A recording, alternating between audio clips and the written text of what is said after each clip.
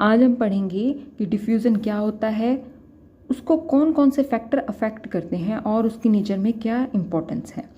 फटाफट से इसकी डेफिनेशन पढ़ते हैं। The movement of molecules of gases, liquids and solutes from the region of higher concentration to the region of lower concentration. अब समझिए यहाँ पर मॉलिक्यूल्स की कंसंट्रेशन बहुत ज़्यादा है, ठीक है। अब क्या है, ये मूव करेंगे लोअर कंसंट्रेशन की तरफ मूव करेंगे ताकि एक इक्विलिब्रियम मेंटेन हो सके। एग्जाम्पल के लिए बता रही हूँ, यहाँ सिर्फ एक एग्जाम्पल है ये, जस्ट आपको समझाने के लिए। यहाँ पर मान लीजिए 100 मॉलिक्यूल है, यहाँ पर कंसंट्रेशन ज़्यादा है और यहाँ पर 0 है, तो क्या होगा, हायर से लोअर कंसंट्रेशन की तरफ मूव करेगा तो 50 मॉलिक्यूल्स यहाँ से यहाँ पर मूव कर जाएंगे, तो 50 यहाँ हो जाएंगे, 50 यहाँ हो जाएंगे। ये सिर्फ एक एग्जाम्पल है।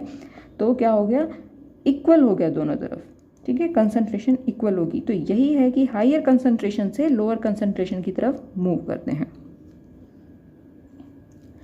नेक्स्ट डेफिनेशन एक ये भी है इसकी, it is the movement of molecules from high diffusion pressure to low diffusion pressure. अब ये तो समझ में आ गया कि हाई से लो की तरफ मूव कर गया, लेकिन ये डिफ्यूजन प्रेशर क्या है ना, ये नहीं समझ में आया ना, डिफ्यूजन प्रेशर क्या है। डिफ्यूजन प्रेशर को समझाने के लिए आपको एक एग्जांपल देती हूँ। मान लीजिए आपने एक बलून लिया, बलून के अंदर एयर भरी। जैसे ही आपने एयर भरी तो क्या होगा, जो एयर है वो बलून की वॉल पर प्रेशर एक्सर्ट करती है, मतलब प्रेशर डालती है बाहर निकलने के लिए। एयर का काम क्या है, उसे तो फ्रीली घूमना है, तो बलून के अंदर उसको कैद कर लिया, ठीक है, भर लिया। तो अब वो प्रेशर एक्सर्ट करेगी। अगर मान लीजिए आपने बलून को फोड़ दिया, उसको एक सुई से फोड़ा, तो जिस प्रेशर से वो गैस बाहर रिलीज होगी उस प्रेशर को बोलेंगे डिफ्यूज़न प्रेशर। तो सभी को समझ में आया कि डिफ्यूज़न प्रेशर क्या होता है। बलून है, बलून के अंदर एयर फिल कर दी, एयर फिल किया, एयर क्या कर रही है, बलून की वॉल्स पर प्रेशर लगा रही है बाहर जाने के लिए, ठीक है। आपने क्या किया, सुई से गुब्बारे को फोड़ दिया, तो जिस प्रेशर के साथ वो एयर बाहर निकलेगी उसे बोलेंगे डिफ्यूज़न प्रेशर, ठीक है। सो डेफिनेशन यही कह रही है, it is the movement of molecules from high diffusion pressure to the low diffusion pressure.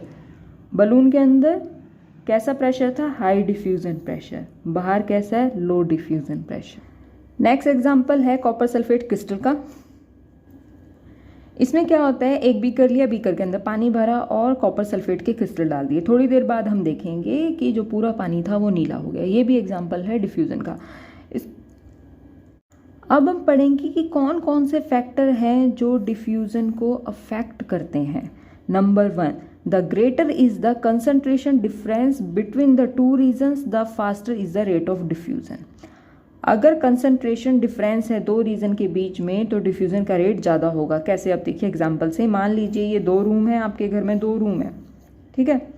आपने एक रूम में परफ्यूम डाला, अब वहाँ से क्या होगा, दूसरे रूम में कोई परफ्यूम नहीं है, कोई स्मेल नहीं है। एक रूम में आपने परफ्यूम डाला, तो जब आप दूसरे रूम में जाएंगे तो थोड़ी देर बाद आप देखेंगे कि वहाँ पर भी परफ्यूम की स्मेल आ रही है, ठीक।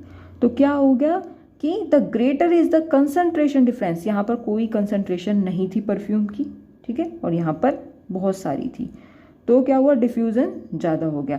वहीं अगर आप देखें ये 2 रूम, अगेन 2 रूम, एक में परफ्यूम डाला, दूसरे में भी परफ्यूम डाला, ठीक है। यहाँ पर भी कंसंट्रेशन बहुत ज़्यादा है और यहाँ पर भी बहुत ज़्यादा है कंसंट्रेशन, तो दोनों का जो डिफ्यूज़न रेट है वो बहुत ही कम होगा।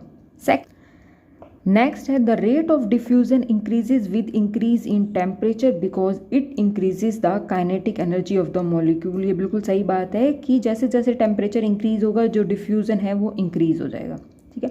इसका एग्जाम्पल हम ऐसे देख सकते हैं।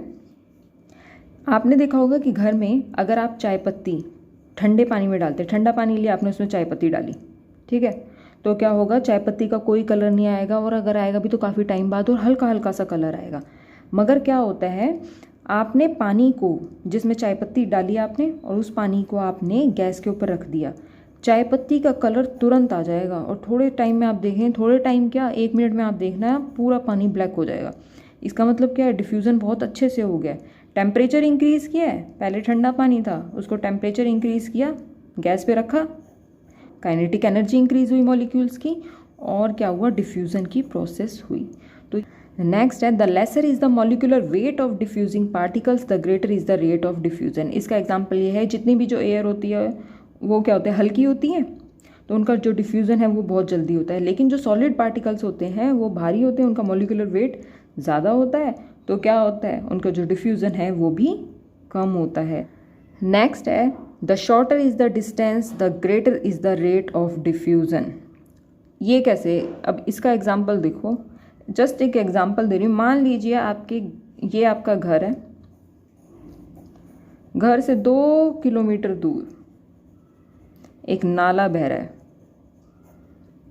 क्या आपको उस नाले की स्मेल आपके घर तक आएगी? नहीं आएगी। क्यों? क्योंकि डिस्टेंस बहुत ज़्यादा है। मान लीजिए आपको मार्केट जाना है, ठीक है, मार्केट जाना है और उस मार्केट का रास्ता नाले को क्रॉस करते हुए है। आप गए, नाले के पास पहुँचे, आपको स्मेल आएगी। क्यों आएगी? क्योंकि आप बिल्कुल नाले के पास ही खड़े हो। तो क्या होगा, जो डिस्टेंस है वो कम हो जाएगा। तो बस वही है, the shorter is the distance the greater is the rate of diffusion. Next है the rate of diffusion is inversely proportional to the square root of density of the diffusing substance. यहाँ जो कैपिटल डी है ये है diffusion, small D है ये है density of the diffusing substance, और इसको बोलते हैं ग्राम्स लॉ। इसमें ये बताया गया है कि किसी भी डिफ्यूजिंग पार्टिकल का अगर मॉलिक्यूलर वेट ज़्यादा है तो उसका जो डिफ्यूज़न रेट है वो कम ही होगा। अब पढ़ेंगे significance of diffusion. First, it helps in the uniform distribution of substances inside the cytoplasm. Cell होती है, सेल के अंदर साइटोप्लाज्म होता है, उसमें डिफरेंट सब्सटेंसेस प्रेजेंट होते हैं। तो जो उनका यूनिफॉर्म डिस्ट्रीब्यूशन होना ज़रूरी है वो किस प्रोसेस के थ्रू होता है? वो होता है डिफ्यूज़न के थ्रू। नेक्स्ट है the pheromones of the animals diffuses into the air to reach and stimulate other animals of same species to signal for sexual act और टेरिटरी मार्किंग एट्सेट्रा। ठीक है, अब क्या होता है कि जो एनिमल्स होते हैं उनमें से कुछ सब्सटेंसेस सिक्रीट्स होते हैं जिन्हें बोलते हैं फेरोमोन्स। ठीक है, वो ऑर्डर उनमें बहुत ज़्यादा स्मेल होती है। ठीक है, अब क्या होता है, वो स्टिमुलेट करते हैं वो सेक्सुअल एक्ट और टेरिटरी को मार्किंग करने के लिए। जैसे आपने देखा होगा जो डॉग्स होते हैं, हम बोलते हैं ना ये इस मोहल्ले के कुत्ते हैं, ये उस मोहल्ले के डॉग्स हैं, तो वो टेरिटरी को मार्क कर देते हैं अपनी। ठीक है, नेक्स्ट है it helps in respiratory gas exchange at both the alveolar level and the cellular level. इसमें क्या होता है कि जो हमारी रेस्पिरेशन की जो प्रोसेस होती है ना, जिसमें हम ऑक्सीजन लेते हैं और कार्बन डाइऑक्साइड रिलीज करते हैं, वो जो पूरी प्रोसेस होती है ना वो डिफ्यूज़न के ऊपर ही टिकी हुई है। ठीक है, तो जो कार्बन डाइऑक्साइड का रिलीज और इनटेक ऑफ जो ऑक्सीजन होता है ये किस वजह से होता है? डिफ्यूज़न की वजह से होता है। नेक्स्ट है transpiration in plants occurs by diffusion.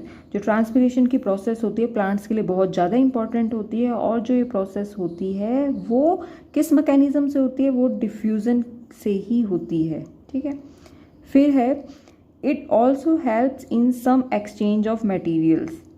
Cell to example है cell to cell movement of water in the roots of the plants.